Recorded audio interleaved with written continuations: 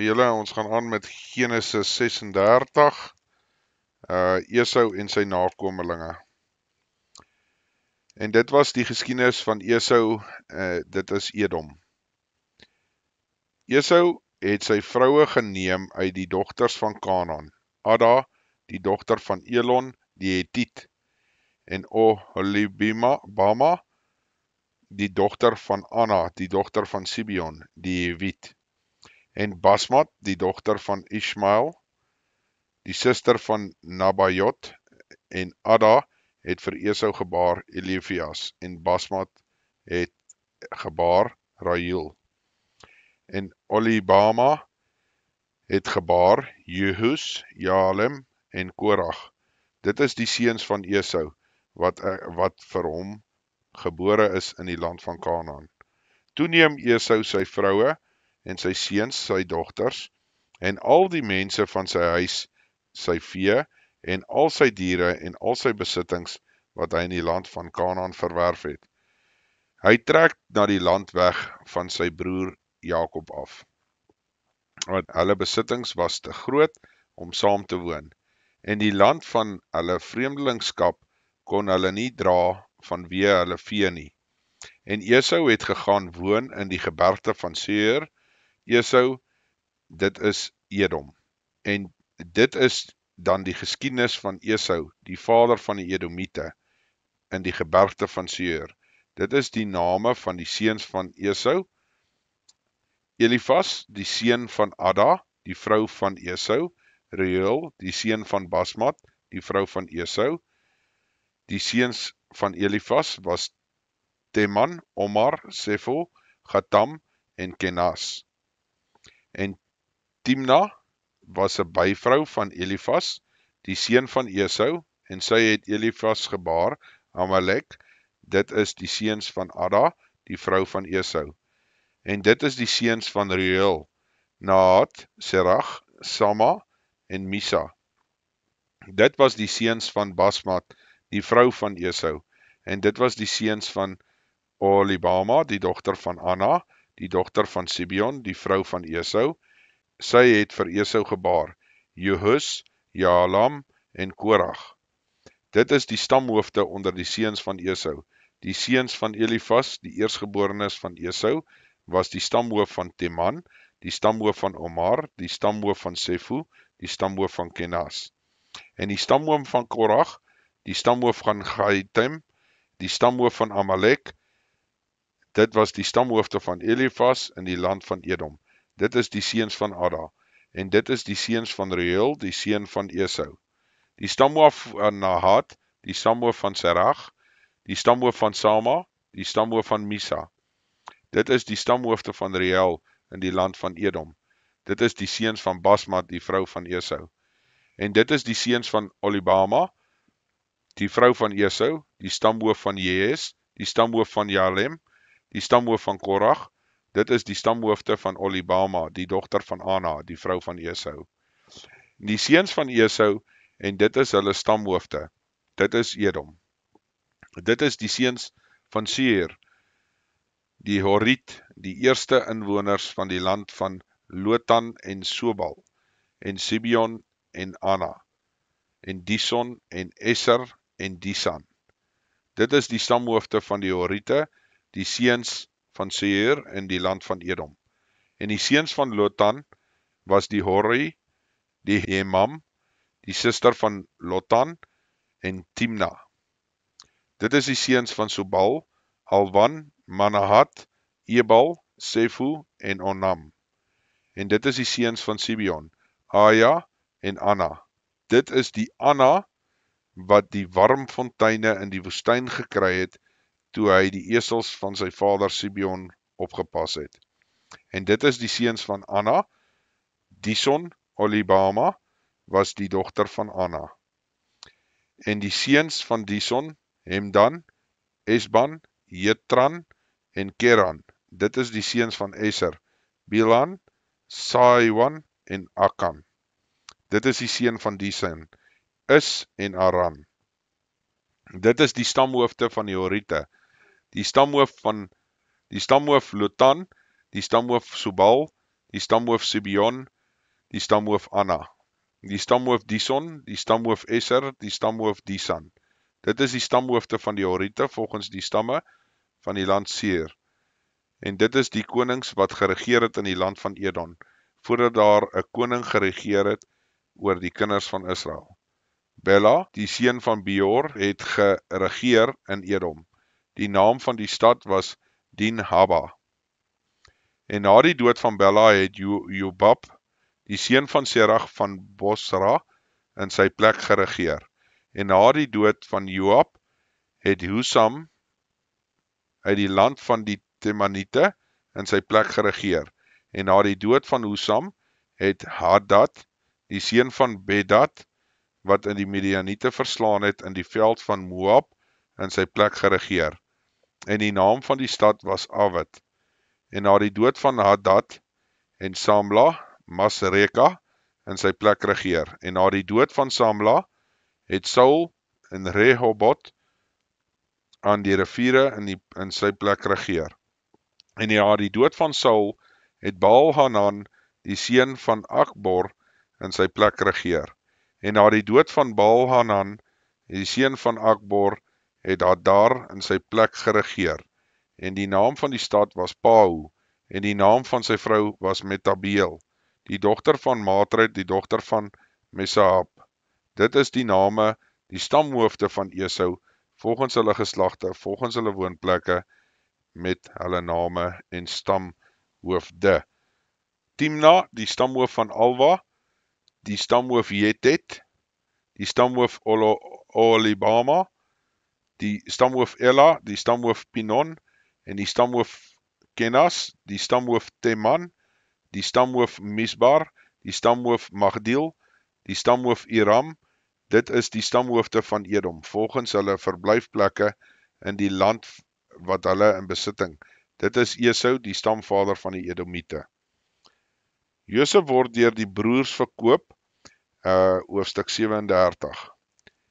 En Jakob het gewoon in die land van vreemdelingskap van sy vader in die land Kanaan. Dit is die geskiedenis van Jakob. Josef het sy seun van 17 jaar die kleinvee opgepas saam met sy broers. Hy was nog jonk met sy seuns van Bilha en die seuns van Silpa, die vroue van sy vader, en Josef het slegte gerig oor hulle na hulle vader gebring. En Israel het Josef meer lief gehad as al sy ander seuns, want hy was vir hom 'n seun van die ouderdom, en hy het vir hom 'n lang rok met moue gemaak. Toe sy broers sien dat hulle vader hom meer as al sy broers lief het hulle hom gehaat, en hulle kon nie vriendelik met hom praat nie. En ook het Josef 'n droom gehad, wat hy aan sy broers vertel het. Daarom het hulle hom nog meer gehaat. Hy het naamlik vir hulle gesê, hoor tog hierdie droom, wat ek gehad het. Kyk, ons was besig om gerwe te bind op die land. Toe met eens het my gerf gaan staan, en ook regop bly staan, terwyl julle gerwe daar rondom kom, en hulle voor my gerf neerbuig. Toe sê sy broers aan hom, wil jy miskien oor ons regeer, of wil jy miskien oor ons heers? En hulle het hom nog meer gehaat oor sy droom en oor sy woorde. Daarna het hy nog 'n ander droom gehad, en dit aan sy broers vertel en gesê, kyk, ek het nog 'n droom gehad, die son en die maan en 11 sterre het hulle voor my neergebuig. Toe hy dit aan sy vader en sy broers vertel, het sy vader hom hard bestraf en aan hom gesê, wat is dit vir 'n droom wat jy gehad het? Moet ons werklik kom, ek en jou moeder en jou broers, om jou voor jou na die aarde toe neer te buig? En sy broers was afgunstig op hom, maar sy vader het die saak in gedagte gehou. En sy broers het kleinvee van hulle vader in Sichem gaan oppas. Toe sê Israel vir Josef, pas jou broers nie die vee in Sichem nie. Kom, laat ek jou na hulle toe stuur, En hy antwoord hom, hier is ek. Toe sê hy vir hom, gaan tog, verneem na die welstand van jou broers, die welstand van die vee, en bring vir my 'n berig terug. So het hy hom dan uit die dal van Hebron weggestuur, en hy het by Sichem aangekom. Daarop kry 'n man hom terwyl hy in die veld ronddwaal, en die man vra vir hom, wat soek jy? En hy antwoord, ek soek my broers. Vertel my tog waar hulle die vee oppas. Toe sê die man, hulle het hiervandaan weggetrek, want ek het hulle hoor sê, laat ons na Dothan gaan, en Josef het agter sy broers aangegaan, en hulle in Dothan gevind. En hulle het hom van ver af gesien kom. Maar voordat hy naby gekom het, het hulle listig raad gehou teen om hom dood te maak. En hulle het vir mekaar gesê, daar kom daardie dromer aan. Kom dan nou, laat ons hom doodmaak, en in een van die putte gooi, en sê, 'n wilde dier het hom opgeëet. Dan sal ons sien wat van die dromer word. Toe Reuben dit hoor, het hy hom uit hulle hande gered, deur te sê, laat ons hom nie doodslaan nie. Reuben het ook vir hulle gesê, moenie bloed vergiet nie, gooi hom in hierdie put wat in die woestyn is, maar moenie die hand aan hom slaan nie, sodat hy hom uit hulle hande kon red, om hom na sy vader terug te bring. En toe Josef by sy broers kom, trek hulle Josef se rok uit, die rok met die lang moue, wat hy aangehad het. Hulle neem hom en gooi hom in die put, maar die put was leeg, daar was geen water in nie. Daarna het hulle gaan sit om brood te eet, en toe hulle hul oë opslaan, sien hulle met eens 'n reisgeselskap van Ismaeliete, wat uit Gilead kom, met hulle kamele gelaai met speserye, balsam, gom, op pad om dit na Egipte toe te bring. Toe sê Juda aan sy broers, watter voordeel is dit dat ons ons broer doodmaak en sy bloed verberg? Kom, laat ons hom aan die Ismaeliete verkoop, maar laat ons hand nie teen hom wees nie, want hy is ons broer, ons vlees, en sy broers het na hom geluister. En toe die Midianitiese koopmans verbykom, het hulle Josef uit die put uitgetrek en uitgehaal, en Josef aan die Ismaeliete verkoop vir 20 sikkel silwer, en hulle het Josef na Egipte gebring. Toe Reuben by die put terugkom, was Josef nie in die put nie. Daarop skeer hy sy klere, en hy gaan na sy broers terug en sê, die seun is nie daar nie, en waar moet ek heen? Toe neem hulle Josef se rok, en hulle slag 'n bok en steek die rok in die bloed, en hulle stuur die lang rok weg en laat dit na hulle vader bring met die woorde, dit het ons gevind, kyk tog goed of dit die rok is van u seun is of nie. En hy het dit erken en gesê, die rok is my seun, 'n wilde dier het hom opgeëet, verskeer is Josef. Toe skeer Jakob sy klere en trek 'n roukleed om sy heupe, en hy het oor sy seun gerou, baie dae lank, en al sy seuns en al sy dogters het moeite gedoen om hom uit te troos, maar hy het geweier om hom te laat troos, en gesê, nee, trerende sal ek na my seun in die doderyk afdaal. So het sy vader hom dan beween. En die Midianiete het hom na Egipte verkoop aan Potifar, die hoofdienaar van Farao, die owerste van die leiwag. OK, hoofstuk 38, Juda en Tamar.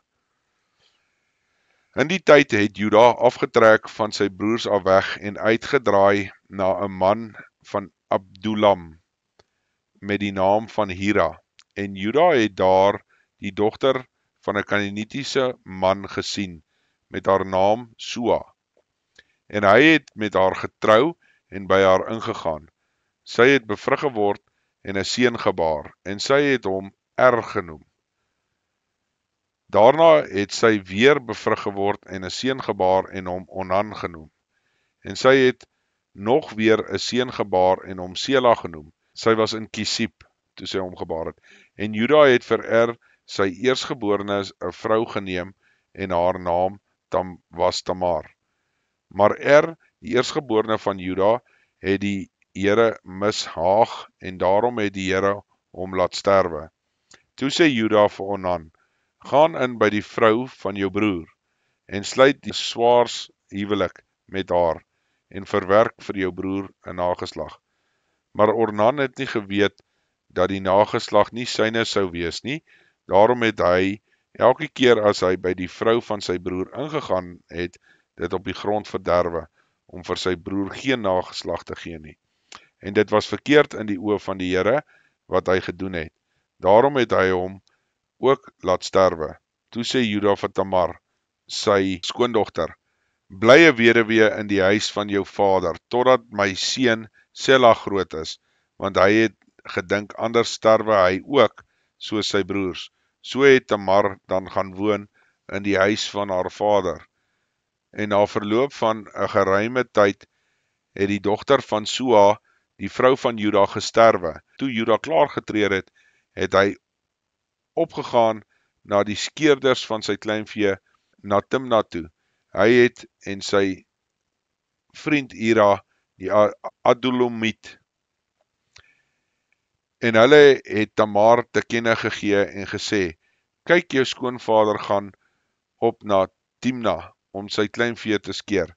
Toe trek sy die klere van haar weduweenskap uit en bedek haar met 'n sluier en draai haar toe en sy het gaan sit by die ingang van Enaim, wat op die pad lê na Timna. Want sy het gesien dat Sela groot geword het, maar sy was aan hom nie as vrou gegee nie. Toe Juda haar sien, het hy haar vir 'n hoer gehou, omdat sy haar gesig toegebind het. En hy het na haar uitgedraai by die pad en gesê, kom tog, laat my by jou ingaan, want hy het nie geweet dat dit sy skoondogter was nie. En sy vra, wat sal jy my gee as jy by my ingaan? En hy antwoord, ek sal jou in 'n boeklam van kleinvee stuur. Toe sê sy, as jy my 'n pand gee tot jy dit stuur. En hy sê, wat is die pand wat ek jou moet gee? Toe antwoord sy, jou seelring met die bandjie en jou staf wat in jou hand is. Hy gee dit toe vir haar en gaan by haar in, en sy het by hom swanger geword, en sy het opgestaan en weggegaan, en haar sluier afgehaal en die klere van haar weduweeskap weer aangetrek. En Juda het die boeklam gestuur deur middel van sy vriend Adullamiet om die pand uit die hand van die vroue te gaan haal, maar hy het haar nie gevind nie. Toe vra hy die mense van haar woonplek, waar is daar die hoer wat in Enaim by die pad was? En hulle antwoord, hier was geen hoer nie. Daarop gaan hy na Juda terug en met die berig, ek het haar nie gevind nie. En die mense van die plek het ook gesê, hier was geen hoer nie. Toe sê Juda, laat sy dit hou, dat as ons nie 'n bespotting word nie. Kyk, ek het hierdie boklam gestuur, maar jy het haar nie gevind nie. Na omtrent 3 maande het hulle Juda laat weet en gesê, Tamar, jou skoondogter, het gehoereer en sy is ook swanger deur hoerery. En Juda sê, bring haar uit, dat sy verbrand kan word, terwyl sy uitgebring word. Laat sy haar skoonvader dit weet, by die man aan wie hierdie dinge behoort, is ek swanger. En sy het gesê, kyk tog mooi aan wie hierdie seelring en die bandjies en die staf behoort. En Juda het dit erken en gesê, sy het reg teenoor my, want ek het haar mos nie aan my seun Sela gegee nie. En hy het haar verder nie meer beken nie. En toe sy sou baar, was daar 'n tweeling in haar skoot. En terwyl sy baar, het een die hand uitgesteek, en die vroedvrou het dit gegryp, en 'n rooi draad om sy hand gebind, en gesê, hierdie een is die eerstgeborene. Maar toe hy sy hand teruggetrek het, word sy broer gebore. En sy sê, hoe kragtig het jy deurgebreek? En hulle het hom Peres genoem. En daarna is sy broer gebore aan wie se hand die rooi draad was. En hulle het hom Serag genoem. Hou maar hierdie hele hoofstuk 38 in gedagte. Ok, hoofstuk 39. Josef bied weerstand teen die vrou van Potifar. En Josef is afgebring na Egipte, en Potifar, 'n hofdienaar van Farao, die owerste van die leiwag, die Egiptiese man, het hom gekoop uit die hand van die Ismaeliete, wat hom daarheen afgebring het. En die Here was met Josef, sodat hy 'n voorspoedige man was, en hy het in die huis van sy heer, die Egiptenaar, gebly. En toe sy heer sien dat die Here met hom was, en dat die Here alles wat hy doen in sy hande voorspoedig maak, het Josef guns in sy oë gevind, en hom gedien, en hy het hom aangestel oor sy huis, en alles wat in sy besit was, en aan hom oorgegee. En van dat het hy hom aangestel het oor sy huis, en oor alles wat in sy besit was, het die Here die huis van die Egiptenaar geseën, ter wille van Josef. Ja, die seën van die Here was by alles wat syne was, in die huis en op die veld. En hy het alles wat syne was aan Josef oorgelaat, sodat hy met sy hulp van niks kennis geneem het nie, en as net van die brood wat hy geëet het. En Josef was skoon van gestalte en mooi van aansien. Na hierdie dinge het die vrou van sy heer haar oë na Josef opgeslaan en gesê, kom, hou met my gemeenskap. Maar hy het geweier en aan die vrou van sy heer gesê, kyk, deur my is dit dat my heer geen kennis neem van wat in die huis is nie. En alles wat syne is, het hy aan my oorgegee. Hy is in hierdie huis nie groter as ek nie, en ek het niks onthou, nie behalwe u nie. Omdat u sy vrou is, hoe kan ek dan hierdie groot kwaad doen en sondig teen God? En nadat sy met Josef dag na dag gespreek het, en hy na haar nie wou luister nie, om by haar te lê, om haar gemeenskap te hou nie, kom hy eendag in die huis om sy werk te doen, terwyl niemand van die huisgenote binne was nie. Toe gryp sy hom aan sy kleed en sê, kom, hou gemeenskap met my. Maar hy het sy kleed in haar hand laat agterbly en gevlug en na buite geloop. Toe sy dan sien dat hy sy kleed in haar hand laat bly het en buitentoe gevlug het, roep sy na haar huisgenote en sê aan hulle, kyk, hy het vir ons 'n Hebreëse man hier gebring, om met ons gek te skeer.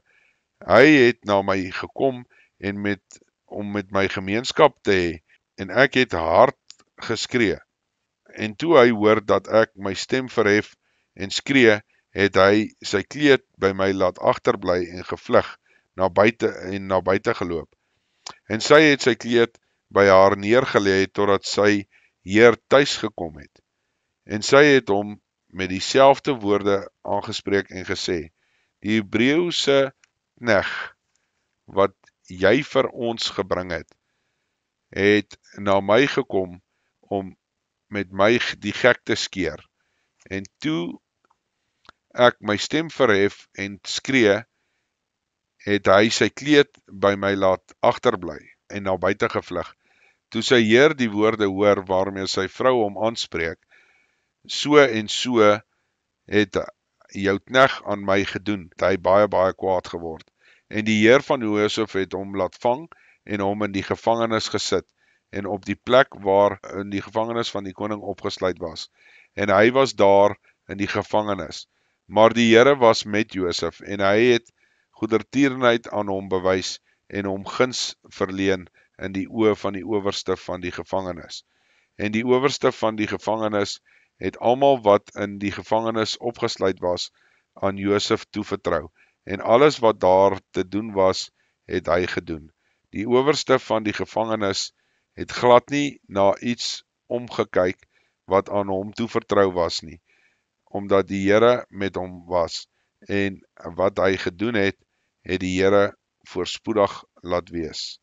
Hoofstuk 40, Josef se gevangenis.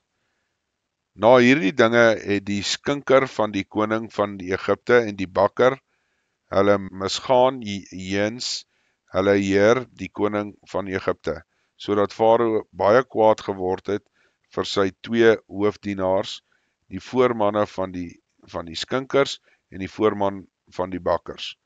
En hy het hulle in bewaring gegee in die huis van die owerste van die leiwag in die gevangenis, die plek waar Josef in gevangene was.